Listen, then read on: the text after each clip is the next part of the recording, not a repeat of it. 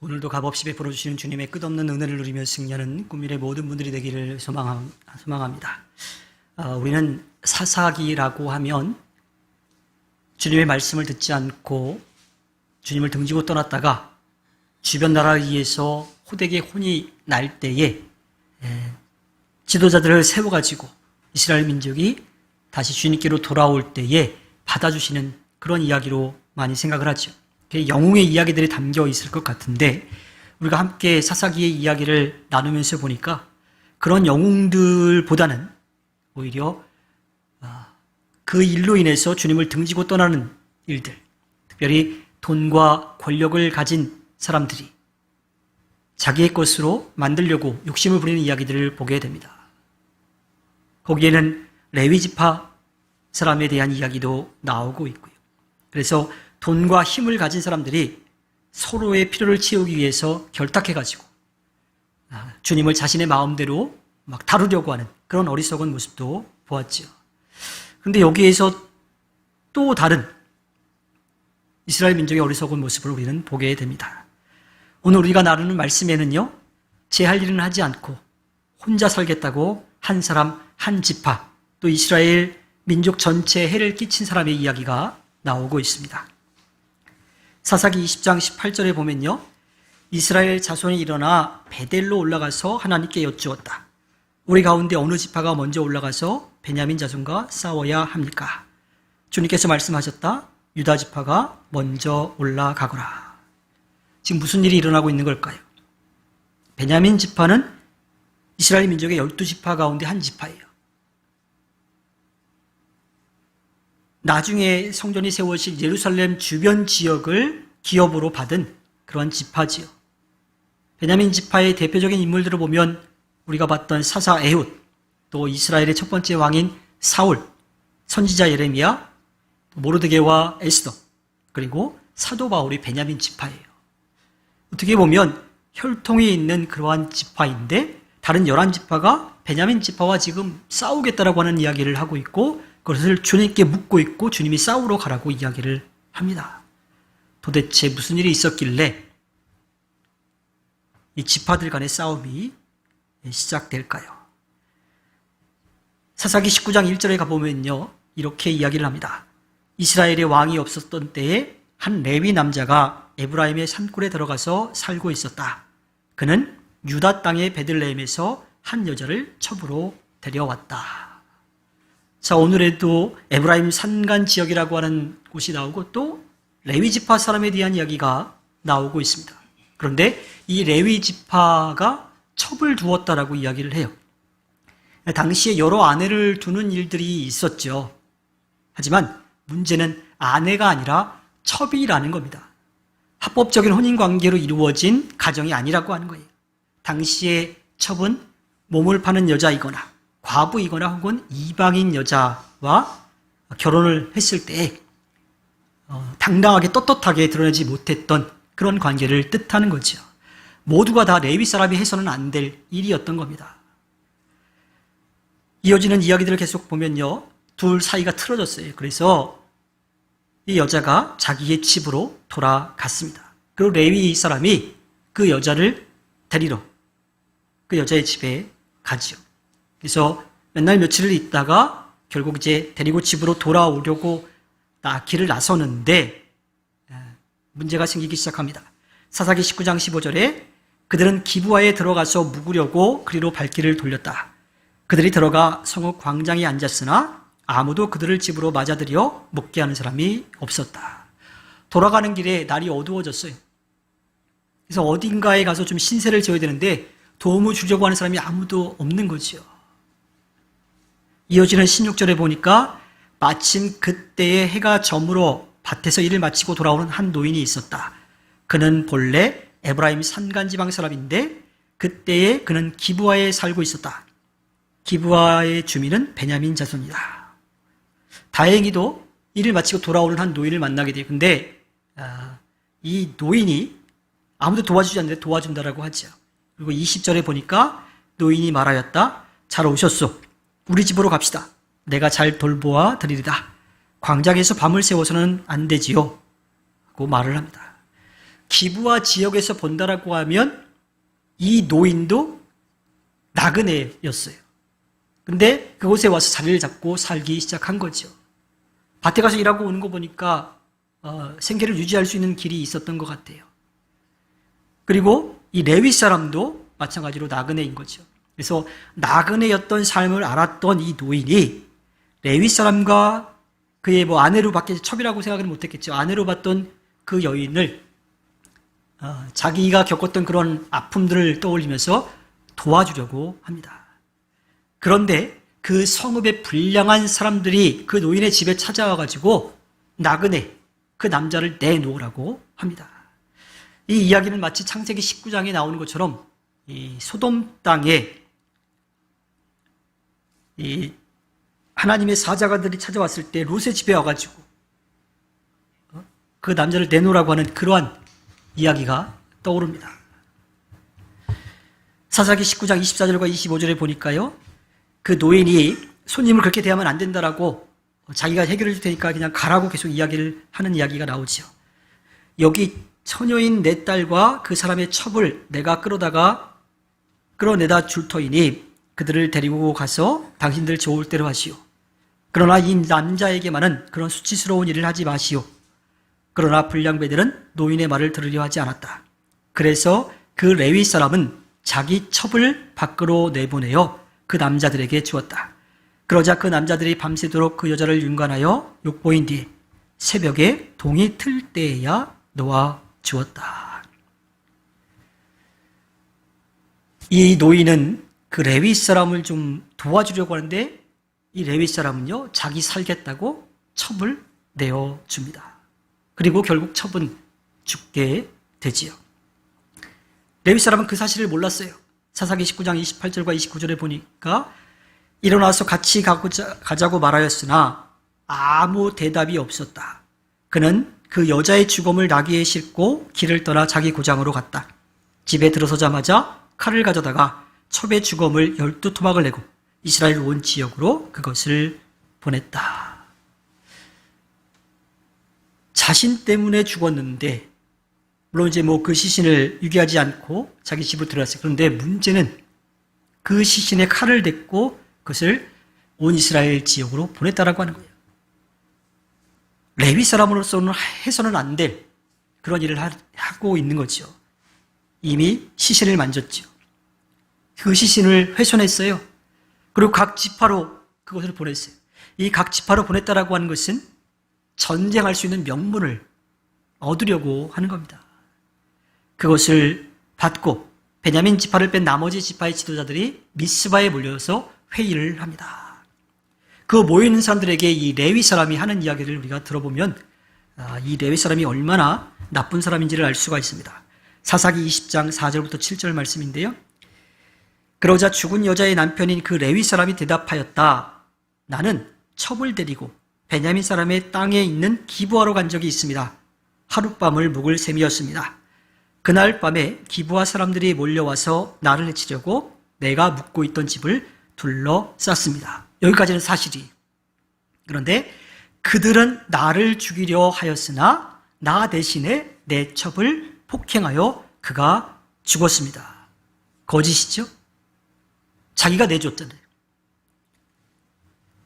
그래서 내가 나의 첩의 죽음을 토막내어 이스라엘이 유산으로 받은 모든 지역으로 보낸 것은 그들이 이스라엘에서 이처럼 음란하고 수치스러운 일을 하였기 때문입니다. 여러분은 모두 이스라엘 자손이 아니십니까? 이제 여러분의 생각과 대책을 내놓으십시오. 자기가 살려고 자기의 첩을 내준 그 사실은 쏙 빼놓고 자기에게 유리한 이야기만 하고 있습니다. 그리고 베냐민 지파 기브온 사람들이 잘못한 것만 이야기하고 있고요. 그들을 공격할 명분을 세우려고 합니다. 결국 그러한 일 때문에 베냐민 지파와 나머지 11지파가 싸우게 되는 거예요. 그래서 그 11지파가 모여서 이 베델에 가가지고요, 주님께 여쭙는 거죠. 누가 먼저 싸우러 갈까요? 그런 이야기를 하게 되는 겁니다. 그렇게 베냐민 지파와 나머지 11지파가 싸우게 되는데 총 3번의 싸움이 이루어지는데 2번의 싸움이 다 베냐민 지파의 승리로 끝나게 됩니다. 사사기 20장 21절에 그러자 베냐민 자손이 기브아에서 나와 그날의 이스라엘 사람 2만 2천 명을 땅에 쓰러뜨렸다.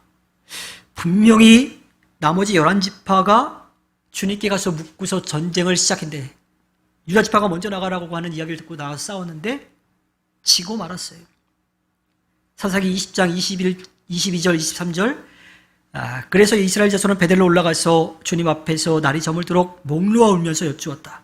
우리가 다시 가서 우리의 동기 베냐민 자손과 싸워도 되겠습니까? 그때 주님께서 올라가서 싸우라고 말씀하셨다. 이스라엘 사람들은 스스로 용기를 내어 첫날 대열을 갖추었던 그곳으로 가서 다시 전투 태세를 갖추었다. 전쟁에서 지자 다시 주님께 묻고 싸우라고 하는 이야기를 듣고서 또 나가서 싸웠어요. 하지만 사사기 20장 25절에 베냐민 자손은 이튿날에도 그들을 대항하려고 기브아에서 나와서 이스라엘 자손 18,000명을 땅에 쓰러뜨렸는데 죽은 이들은 모두 칼을 쓸 줄 아는 사람들이었다. 전쟁에 나가서 싸울 용사들을 데리고 나갔는데 또 졌어요. 그러자 사사기 20장 26절부터 28절에 보면 다시 한 번 더 11지파가 주님께 기도하는 이야기가 나옵니다. 그러자 온 이스라엘 자손은 베델로 올라가서 주님 앞에서 목 놓아 울었다. 그들은 거기에 앉아서 날이 저물도록 금식하고 주님께 화목제와 번제를 드리고 주님께 여쭈었다. 그때에는 하나님의 언약궤가 베델에 있었고 아론의 자손이며 엘르아살의 아들인 비느하스가 제사장으로 있는 때였다. 우리가 또 다시 올라가서 우리의 동기 베냐민 자손과 싸워도 되겠습니까? 아니면 그만두어야 하겠습니까? 주님께서 말씀하셨다. 올라가거라. 내일은 틀림없이 내가 그들을 너희 손에 넘겨주겠다. 이번에는 어떻게 됐을까요? 사사기 20장 35절에 주님께서 이스라엘 앞에서 베냐민을 치셨으므로 그날 이스라엘 자손은 칼을 쓸 줄 아는 베냐민 사람 2만 5천 100명을 모두 쳐 죽였다.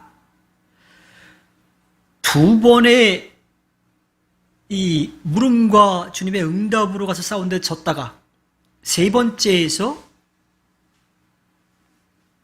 주님이 이 베냐민 지파를 치셔가지고 드디어 승리를 거두게 됩니다. 그러나 문제는 여기가 끝이 아니었습니다. 사사기 20장 48절에 이스라엘 사람들은 다시 베냐민 자손에게로 돌아와서 그 성읍에서 사람이나 가축할 것 없이 닥치는 대로 모두 칼로 쳐서 죽였다. 그들은 그 일대의 성읍도 모두 불살랐다. 전쟁에 나온 용사들만이 아니라 어린아이부터 힘이 없는 여자들 그리고 나이든 노인에까지 모든 가축까지도 다 쳐 죽이고 불살랐다라고 이야기를 하고 있습니다. 자, 세 번째 기도 가운데 주님이 이번에는 이기게 해주시겠다라고 하고 주님이 베냐민 지파를 쳐가지고 이겼는데 나머지는 주님의 뜻이 아니었다라고 하는 것을 우리가 알 수가 있어요. 당시에 돈과 권력을 가진 사람들이 제사장을 집으로 들여가지고 개인 소유를 삼아서 그곳에서 제사하도록 했던 이야기를 우리가 나눴는데 이 11지파의 지도자들은 겉으로는 주님 앞에 가가지고 기도하고 응답받은 것처럼 그렇게 보였지만 실제로는 주님의 뜻을 물은 게 아니라 자기들이 다 결정을 하는 거예요. 그렇게 하기로 베냐민 지파를 그냥 다 몰살시키기로 결정을 해놓고 나서 주님께 묻는 것처럼 그리고 주님이 응답하신 것처럼 그렇게 여겼다라고 하는 것을 우리가 알 수 있어요. 베냐민 지파를 이겼던 것은 주님이 베냐민 지파를 치셨기 때문이었던 겁니다. 근데 거기서 끝났어야 되는데 베냐민 지파의 다른 지역까지도 다 공격을 해버린 거죠. 그래서 베냐민 지파의 성읍들도 다 공격해서 초토화를 시켰습니다. 그러고 나자 나머지 11지파가 후회하기 시작해요. 왜? 자기들과 한 민족인 베냐민 지파가 이제 사라지게 됐거든요. 난자들도 얼마 없는데 많이 다 죽였지요. 게다가 미스바에서 그 회의하면서 그랬어요. 자신들의 딸을 베냐민 사람들하고 결혼시키지 않겠다. 그럼 베냐민 지파의 수가 다시 늘어날 수 있는 그런 기회가 사라져 버리는 거예요. 그러다 보니 베냐민 지파가 사라질 위기에 처하게 되는 겁니다. 그런데 또 문제는 거기서 끝나지 않아요. 총회에 참석하지 않은 지역 사람들도 다 몰살시키기로 맹세를 했어요. 그래서 조사를 해보니까 길르앗의 야베스에서 한 사람도 오지 않은 거예요. 사사기 21장 10절과 11절에 그래서 회중은 가장 용감한 군인 12,000명을 그리로 보내면서 명령하였다. 너희는 가서 길르앗의 야베스 주민을 여자나 어린아이 할 것 없이 칼로 쳐서 죽여라. 너희가 할 일은 남자를 모두 죽이고 남자와 동침한 일이 있는 여자도 모조리 죽이는 것이다. 베냐민 지파도 모자라가지고 그 일에 같이 하지 않았다고 길르앗 야베스 사람들을 죽이는데 거기도 다 죽이라고 해요. 그런데 한 무리는 남겨둬야. 그 무리가 어떤 무리예요? 결혼하지 않은 처녀들. 그래서 처녀 400명을 찾아가지고요. 그 베냐민 지파, 이제 사라질 위기에 처해 있는 베냐민 지파에게 다시 이제 친선을 맺자고 그들에게 그 400명의 여인을 선물로 주면서 화해를 하려고 합니다. 근데 이 셈을 해보니까 여전히 여자의 수가 모자라요. 그래서 또 대안으로 얘기한 게 나오는데 사사기 21장 20절부터 22절입니다. 그리고 그들은 베냐민 자손에게 이렇게 지시하였다. 당신들은 가서 포도원에 숨어서 살피다가 실로의 처녀들이 춤을 추러 나오면 포도원에서 달려나와 그 실로의 처녀들 가운데서 하나씩 붙들어 아내를 삼아 베냐민 땅으로 돌아가시오. 그들의 아버지들이나 오라버니들이 우리에게 와서 시비를 걸면 우리가 그들에게 전쟁에서 여자를 잡아다가 아내로 삼듯 여자들을 빼앗아 온 것이 아니니 딸들을 그들의 아내로 삼도록 하여 주시오. 또 당신들이 딸들을 그들에게 준 것이 아니니 당신들이 맹세한 것을 스스로 깨뜨린 것이 아니오 하고 답변해 주겠소. 이게 무슨 뜻이에요? 자기들이 공격해가지고서 베냐민 지파가 사라질 위기에 처하도록 만들어 놓고서 그 문제를 해결하기 위해서 어떤 방법을 써요? 또 폭력적인 방법을 써요. 잔인한 방법을 씁니다. 자기들이 자기들이 미스바에서 맹세한 것들도 나름대로 지키면서 자기들이 만들어 놓은 문제를 해결하려고 하고 있죠. 그래서 베냐민 지파에게 해마다 실로에서 열리는 주님의 그 축제에 춤추러 나오는 여자들을 소위 말하면 보쌈을 해다가 아내로 삼으라고 이야기합니다. 참 어이없는 일이 아닐 수 없죠. 근데 베냐민 지파도 또 그렇게 합니다. 사사기의 마지막 말씀을 볼까요? 사사기 21장 25절에 그때에는 이스라엘의 왕이 없었으므로 사람들은 저마다 자기의 뜻에 맞는 대로 하였다. 자, 율법적으로 하지 말아야 될 일을 한 레위 사람, 또 자신들의 욕심을 채우려고 주님을 자신들의 마음대로 움직이려고 했던 그 11지파의 지도자들, 한 민족을 없애려는 사람들, 그로 인해 생긴 문제를 또다시 폭력으로 해결하려고 했던 사람들, 그들은 모두 다 주님을 만났던 사람들이고 주님의 말씀을 들었던 사람들이고 주님의 행하신 능력을 보았던 사람이에요. 주님의 힘을 듣고 보고 느낀 사람들이었습니다. 그런데 그들이 그렇게 자기들 그 욕심대로 잔인한 방법으로 그 문제를 해결하려고 하고 있죠. 그럼에도 불구하고 여전히 그들의 눈에는 눈앞에 있는 것으로만 해결해서 자신들의 욕심을 채우려고 합니다. 사사기 기자는 당시를 왕이 없어서 사람들이 저마다 자기의 뜻에 맞는 대로 했다라고 고발하고 있습니다. 주님이 어떤 분이신지 제대로 알지 못했기 때문입니다. 우리는 어떨까요? 우리도 크게 다르지 않을 것 같습니다. 내 욕심을 채우면서 안 그런 척하고 있고요. 내 욕심대로 하려고 주님을 나한테 맞추려고 하고 있어요. 내 뜻인데 주님이 뜻인 것 마냥 그렇게 여기고 살아가고 있기도 합니다. 문제를 해결하려고 하는 게 아니라 그 문제를 더욱더 꼬이게 만드는 그러한 일들을 하고 있지는 않은지 우리 자신을 돌아볼 필요가 있습니다. 사사기를 통해 우리를 돌아보고요. 한 발이라도 더 주님의 뜻에 따르기 위해서 애쓰는 우리의 삶이 되기를 바랍니다. 말로만이 아니라 겉으로 드러나는 그런 보여지는 행동만이 아니라 혹은 보이지 않는 것이라고 내 욕심을 채우려고 다른 사람들을 속이는 모습이 아니라 모든 것을 아시고 모든 것을 하실 수 있는 주님을 만왕의 왕이라고 나의 왕이라고 나의 주인이라고 인정하고 겸손히 주님의 뜻을 따라가 주님께 기쁨을 드리는 꿈미래 모든 분들이 되기를 주님의 이름으로 부탁드립니다. 기도하겠습니다.